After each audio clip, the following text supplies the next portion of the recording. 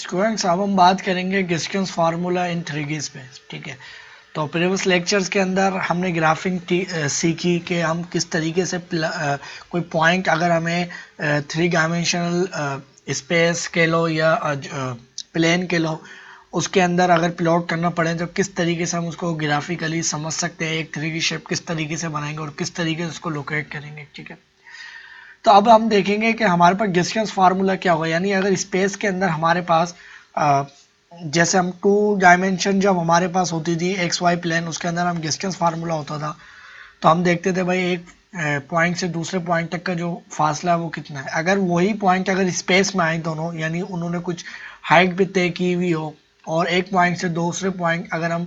Distance देखना चाहें तो वो किस तरीके से निकालेंगे। ठीक है ना, मैं आपको दिखाता हूँ ज़रा। अब देखिए एक हमारे पास ये एक क्यूब, अब इसको देखिए हमारे पास ये एक रेक्टेंगुलर जो हमारे पास एक शेप है। ठीक है ना, और ये देखिए अब इसको ये मैंने नीचे एक्सटेंड भी किया हुआ है कुछ। ठीक है, अब वो मैं आपको वजह बताऊंगा, ये बाद में इसकी ज़रूरत पड़ेगी, मैंने पहले ही कर लिया है। तो बेसिकली हमें 2 पॉइंट के देखिए स्पेस के अंदर है। ठीक है ना, एक है पी पॉइंट, ये P1 पॉइंट, ठीक है, दूसरा है P2 पॉइंट। ठीक है, अब अगर आप देखो तो ये दोनों जैसे एक मिसाल के तौर पे आप कमरा कंसीडर कर लो तो एक कोने से दूसरे कोने तक का फासला हम देख रहे हैं। ठीक है, मगर वो जो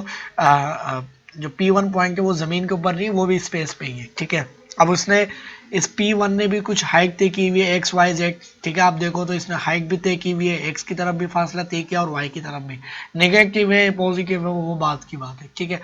P जो 2 है उसने भी हमारे पास फासला तय किया हुआ एक्स वाई जेड। ठीक है, अब इन दोनों के दरमियान जो डायरेक्ट डिस्टेंस है वो क्या होगा। ठीक है, तो अब इसको जो है हम इसकी जो फार्मूले की जो डेरिवेशन है उसको हम करते हैं। ठीक है, और फिर समझते हैं किस तरीके से हम उसको निकाल सकते हैं। ठीक है, तो अब स्टूडेंट्स हम क्या करेंगे, हमारे पास जो है ना ये जो पॉइंट है इसको हम क्यू पॉइंट का नाम देंगे। ठीक है, तो अब स्टूडेंट्स हमारे पास जो है ना एक बात हमें पता है कि ये जो हमारे पास पी क्यू जो है ना ये इधर आ रही है। ठीक है, ये जो हमारे पास पी क्यू जो आ रही है ना, P1 से लेके P और हमारे पास P2 से लेके Q, ये आपस में क्या होंगी, परपेंडिकुलर होंगी। अगर आप एक सपोज करो ये हमारे पास हाइपोटेन्यूज होगी, ये हमारे पास परपेंडिकुलर और ये 90 का एंगल बनेगा इधर। सही है, एक हमारे पास राइट एंगल ट्रायंगल की शेप बनेगी। तो इसके ऊपर हम जो है ये फार्मूला, ये जो डिस्टेंस है P से लेके P2 तक का एक इस तरीके से निकाल सकते हैं। कैसे, तो हम ये कहेंगे यार हमारे पास जो है ना P से लेकर P1 से लेकर P2 तक का जो डिस्टेंस होगा वो हमारे पास किसके बराबर होगा, वो हमारे पास जाहिर सी बात है किसके बराबर होगा, अगर हम P से लेकर P, क्योंकि अब हमें ये बात तो पता है, ये बात मैंने बोली कि हमारे पास P1 से लेके Q जो सेगमेंट जो लाइन है वो परपेंडिकुलर है, या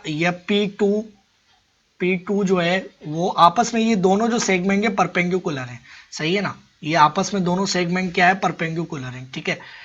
तो अब जाहिर सी बात है जब ये परपेंडिकुलर है और P से लेके P2 जो है वो क्या होगा, डायरेक्ट डिस्टेंस होगा। अब अगर पाइथागोरस थ्योरम जो हमारे पास होता है वो क्या बोलता है भाई, ये हमारे पास मिसाल के तौर पर हाइपोटेन्यूज हो गई, हाइपोटेन्यूज का स्क्वायर इज इक्वल टू हमारे पास बेस क्या है, बेस आप P1 को कहोगे, जाहिर सी बात है P1 से Q,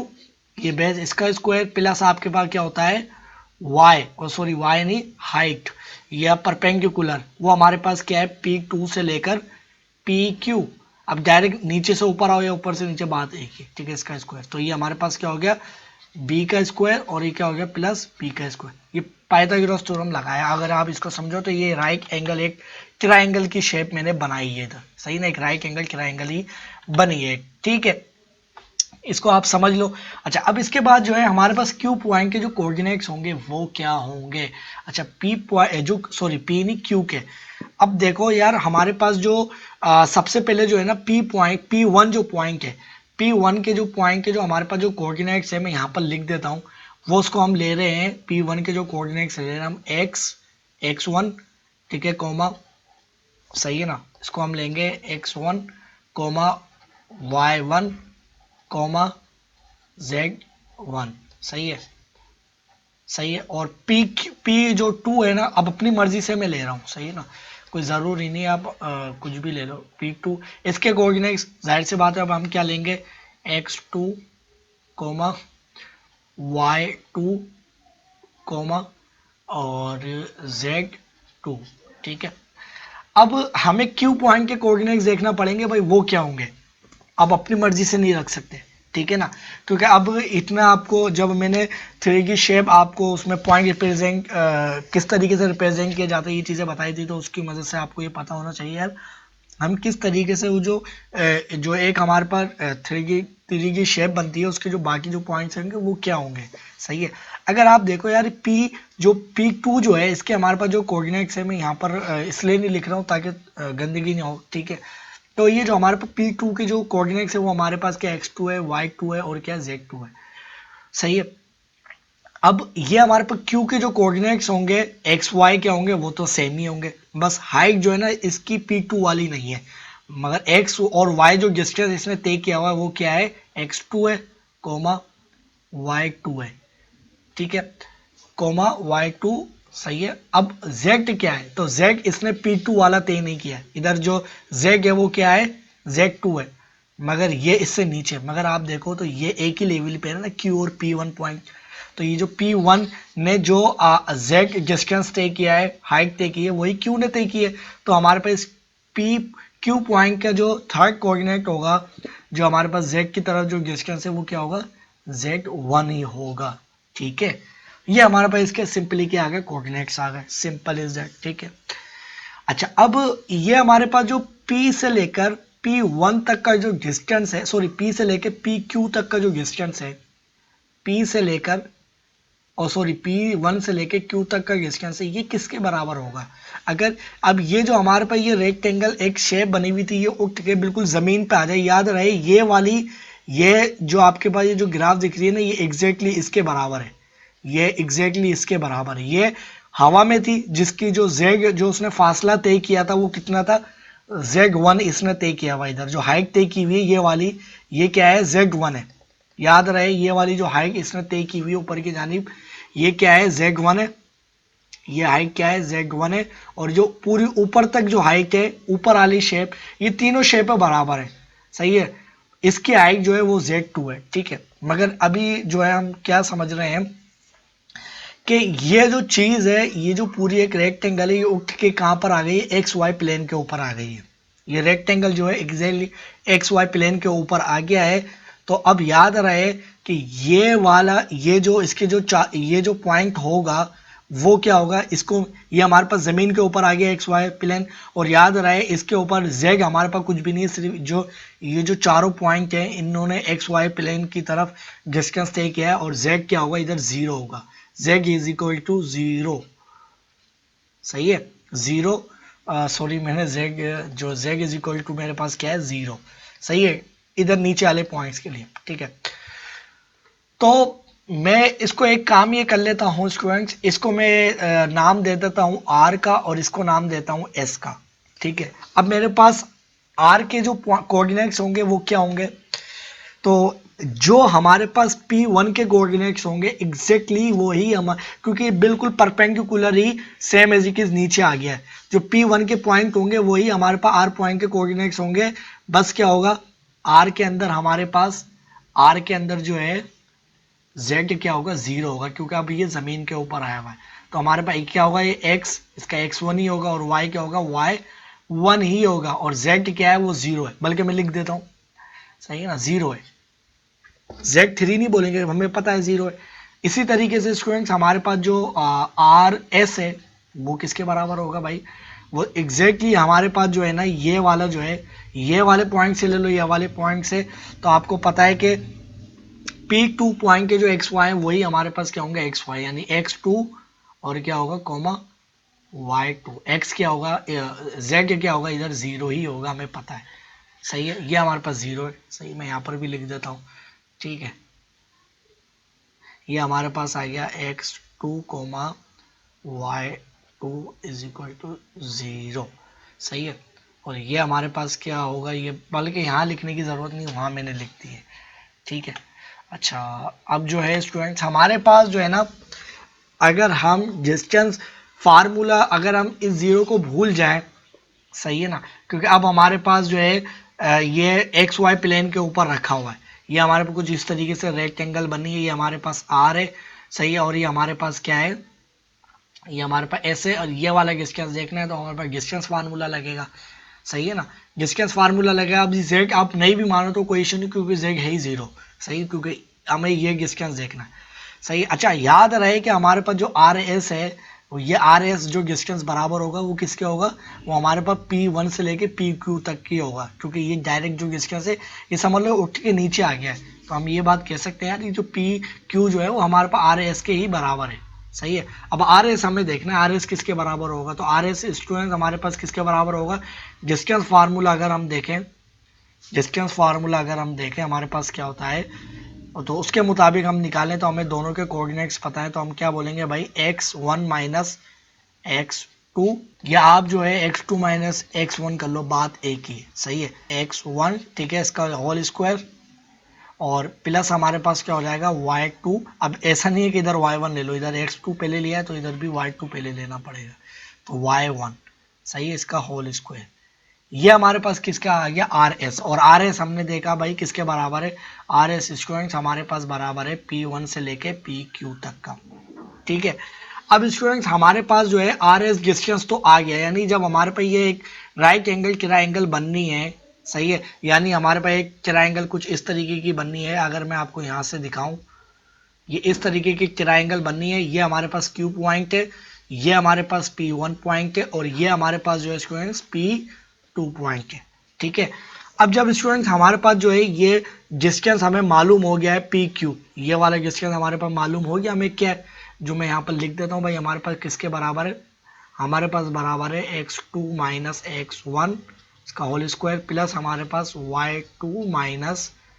y1, ठीक है, y1 इसका होल स्क्वायर। अब मुझे जो डिस्टेंस देखना है इसको है P2 से लेके PQ तक का डिस्टेंस देखना है, हमें ये मालूम हो जाएगा, फिर हमें देखो ये PQ जो PQ जो हमारे पास P1 PQ डिस्टेंस तो हमें पता चल गया है, अब हमें P2Q डिस्टेंस देखना है, ये वाला तो हमारे पास आ गया, ये रहा, सही है। अब ये वाला डिस्टेंस अगर हम देखेंगे हमारे पास क्या है, ये वाला,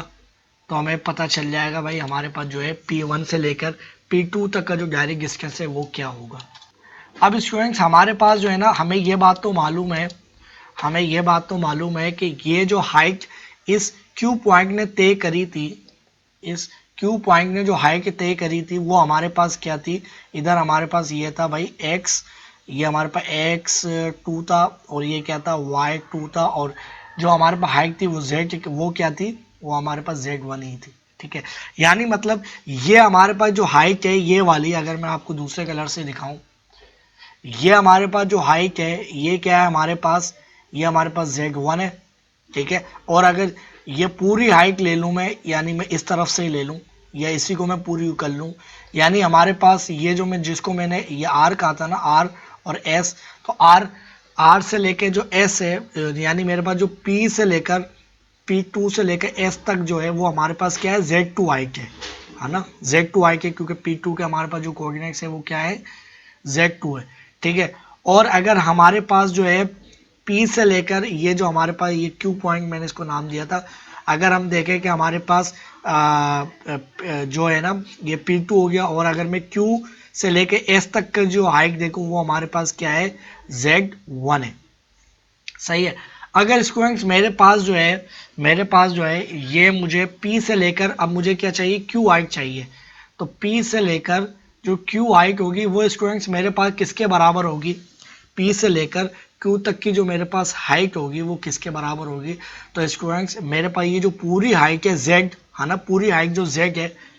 Z2 है ना, तो Z2 के अंदर से मैं माइनस कौन सी हाइट करूंगा, ये वाली, यानी Z1, ये नीचे वाली जो है ना, तो ये Z1 में हाइट माइनस करूंगा तो मेरे पास ये PQ हाइट आ जाएगी, सिंपल इज दैट, कुछ भी नहीं है, सही है। तो ये चीज़ हमारे पास आ गई, ठीक है। अच्छा, ये मैंने यहाँ से मिटा रहा हूँ, ठीक है ना, स्पेस की वजह से, ताकि हमें समझ में आए, ठीक है। तो ये हमारे पास स्टूडेंट्स आ गई, तो हमें P से लेकर जो हम P2 है, ये सही है ना, सॉरी P2 से लेकर Q तक का भी डिस्टेंस हमें मालूम हो गया। अब पाइथागोरस थ्योरम हम लगाएं तो हमें आसानी से जो है ना, जो हम निकालना चाह रहे थे वो हमें पता चल गया है, ठीक है। तो ये देखो मैंने यहाँ पर लिख दिया है, ठीक है। ये वाली जो चीज़ है यहाँ पर मैंने इसको कलर चेंज कर देता हूँ, मैंने लिख दिया। अब सिर्फ हमें जो P2 जो हमारे पास, अगर मैं देखूँ, अगर मैं कलर चेंज करके कि हमारे पास भाई P से लेकर P2 तक का डिस्टेंस स्केल हो, या हमारे पास डायरेक्ट डिस्टेंस स्केल हो, वो हमारे पास किसके बराबर है। अगर ये यहाँ पर मैंने ऊपर लिखा हुआ है, बल्कि इसको मैं कॉपी करके यहीं लेके आ जाता हूँ, ठीक है।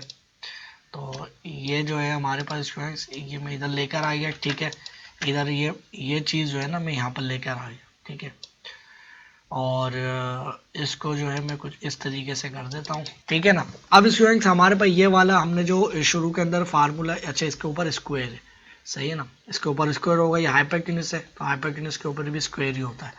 सही है। तो हमारे पास P से लेकर P2 तक का जो डिस्टेंस होगा वो स्टूडेंट्स हमारे पास किसके बराबर होगा। अगर इसके जाहिर सी बात है, हम जब इसका रूट करेंगे इस तरीके से, सही है ना, रूट करेंगे तो हमारे पास जो h इज इक्वल टू हमारे पास क्या होता है P का स्क्वायर प्लस B का स्क्वायर। तो रूट कर लेंगे जाहिर सी बात है, तो हमारे पास सिर्फ P और P2 डिस्टेंस आ जाएगा, सही है ना। तो ये चीज़ है हमारे पास, यहाँ से भले स्क्वायर ख़त्म कर लो ये वाला, तो इसको मैं कंसीडर कर लेता हूँ भाई ये रूट है, सही है। अब यहाँ से जो है ये जो है स्क्वायर ख़त्म, ये भी ख़त्म और ये भी ख़त्म, तो ये हमारे पास डिस्टेंस आ गया सिर्फ P से लेकर PQ। तो स्टूडेंट हमारे पास P से लेकर, अगर मैं कलर चेंज कर लूँ, P से लेके ये हमारे पास जो P1 से लेके P2 तक का जो डिस्टेंस होगा वो हमारे पास किसके बराबर होगा, इज इक्वल टू हमारे पास जो स्टूडेंट्स ये जो हमारे पास है ना, इसको मैं बड़ा करता हूँ, तो हमारे पास P1 से लेके Q तक का जो डिस्टेंस है वो हमारे पास किसके बराबर है, तो वो हमारे पास बराबर है, वो हमारे पास बराबर है। अच्छा देखो हमारे पास ये PQ जो है ना, इसको अंदर क्या चाहिए, स्क्वायर में चाहिए, ठीक है। तो स्क्वायर में चाहिए, तो अब जाहिर सी बात है मैं इधर स्क्वायर करूँगा तो इधर भी स्क्वायर करूँगा, इधर स्क्वायर करूँगा तो ये क्या हो जाएगा, इसका रूट ख़त्म हो जाएगा, सही है। ये रूट ख़त्म, ये रूट ख़त्म, ये रूट ख़त्म और ये रूट ख़त्म, सही है। तो मेरे पास सिर्फ जो PQ है वो किसके बराबर आ गया, तो ये इसके ऊपर से हमारे पास रूट खत्म हो गया। तो हमारे पास जो PQ स्क्वायर है वो किसके बराबर है, वो हमारे पास बराबर है x2 माइनस x1 का होल स्क्वायर प्लस हमारे पास है y2 माइनस y1 इसका होल स्क्वायर, ठीक है। अच्छा फिर हमारे पास प्लस क्या होगा, इधर प्लस हमारे पास जो है ना, प्लस हमारे पास होगा PQ P2 से लेके Q तक का। अब P से लेके Q तक का जो डिस्टेंस है स्टूडेंट्स वो हमारे पास किसके बराबर है, अगर मैं इसको यहाँ पर लेके आ जाऊँ, सही है ना, इसको यहाँ पर लेके आऊँ, तो स्टूडेंट्स हमारे पास जो है ना P2 से लेके Q तक का जो डिस्टेंस हमने निकाला है, अच्छा याद रहे हमें स्क्वायर में चाहिए, तो जाहिर सी बात है इधर स्क्वायर करेंगे और इधर भी स्क्वायर करेंगे, है ना। तो हमारे पास जो है ना P2 जो स्क्वायर है वो हमारे पास क्या है, वो किसके बराबर है, वो हमारे पास बराबर है Z2 माइनस Z1 के होल स्क्वायर। तो ये स्टूडेंट्स ये हमारे पास वो डिस्टेंस फार्मूला आया है जो कि हम अगर हमें कोई 2 पॉइंट दिए जाएं, उसके एक्स वाई कोऑर्डिनेट्स अगर हमें दिए जाएं, एक्स वाई कोऑर्डिनेट्स दिए जाएं, तो हम इस तरीके से बआसानी से जो है ना उसका हम क्या निकालेंगे, डिस्टेंस दरमियान में निकाल लेंगे, ठीक है। अच्छा जब हमारे पास एक डिस्टेंस फार्मूला कुछ इस तरीके से भी होता है कि उसका जो इनिशियल पॉइंट होता है जो कि हमारे पास P1 था वो ओरिजिन पे हो। अब जब ओरिजिन पे होगा तो ऑब्वियसली हमें पता है कि हमारे पास एक्स वाई जेड वो क्या होंगे, जीरो होंगे। जब हमारे पास ओरिजिन पे होगा P पॉइंट तो हमारे पास उसका एक्स भी जीरो, वाई भी जीरो और जेड भी जीरो, सही ना, जेड भी जीरो होगा। तो हमारे पास जो जो डिस्टेंस होगा वो सिर्फ जो डिस्टेंस उसका हमें निकालना पड़ेगा, यानी मिसाल के तौर पे वो पॉइंट इधर है और कहीं स्पेस में उसकी जो P2 पॉइंट है उसका हम फासला देंगे ओरिजिन से, तो हमें पता है कि जो हमारे पास P जो ओरिजिन है वो हमारे पास एक्स वाई जेड वो तीनों सिफर है, तो हमारे पास क्या हो जाएगा, हमारे पास वो हो जाएगा ओ से लेके यानी ओरिजिन से लेके P पॉइंट तक का जो डिस्टेंस, सॉरी इसको मैं ओरिजिन कहूँगा, और हमें कोई पॉइंट मिल जाए P, सही है, और वो सॉरी ओरिजिन इसको मैं कहूँगा और हमें कोई पॉइंट मिल जाए P, सही है। तो वो पॉइंट हमारे पास OP जो डिस्टेंस कहलाएगा, अब वो एक्स वाई जेड ही होगा उसका। तो हमें पता है यार इधर हमारे पास x भी 0, तो हमारे पास सिर्फ क्या हो जाएगा, मिसाल के तौर पे वो P पॉइंट के हमारे पास कोऑर्डिनेट x y और क्या हो z हो, तो हमारे पास यही फार्मूला अप्लाई होगा। ठीक है, अब यही फार्मूला जब अप्लाई होगा तो वो जो डिस्टेंस आएगा हम किस तरीके से निकालेंगे वो मैं आपको दिखा रहा हूँ। तो उधर हमारे पास एक्स वाई सब जीरो होंगे, तो ओपी जो डिस्टेंस आएगा हमारे पास वो आएगा हमारे पास x माइनस जीरो। सही है, तो x माइनस जीरो कुछ भी नहीं है, x ही आएगा, तो x के ऊपर स्क्वायर आ जाएगा, प्लस हमारे पास y के ऊपर स्क्वायर आ जाएगा, प्लस हमारे पास z के ऊपर स्क्वायर आ जाएगा, क्योंकि माइनस जीरो हो रहा है और जीरो किसी एक हमारे पास जीरो क्या है, एक आइडेंटिटी है। यानी इसका मतलब ये होता है कि अगर कोई ऐसी वैल्यू हमारे पास, जब एडिटिव आइडेंटिटी उसे कहते हैं जब वो किसी वैल्यू में ऐड होती है तो हमारे पास जो है वो वैल्यू नहीं बदलती, यानी x वही रहेगा माइनस होने में या प्लस हो। ठीक है, तो ये हमारे पास जीरो एक एडिटिव आइडेंटिटी है। ठीक है, तो ये हमारे पास जो है ओरिजिन से लेके किसी पॉइंट तक का डिस्टेंस निकालने के लिए है, और पॉइंट से लेके किसी दूसरे पॉइंट तक का डिस्टेंस निकालने के लिए ये फार्मूला है। ठीक है ना, अब आप किसी को भी x1 बना लो y1, वो आपको पता है, आप खुद कर सकते हैं। ठीक है, आई होप कि आपको ये बात समझ में आई होगी। अब हम इसके बात करते हैं नेक्स्ट लेक्चर के ऊपर।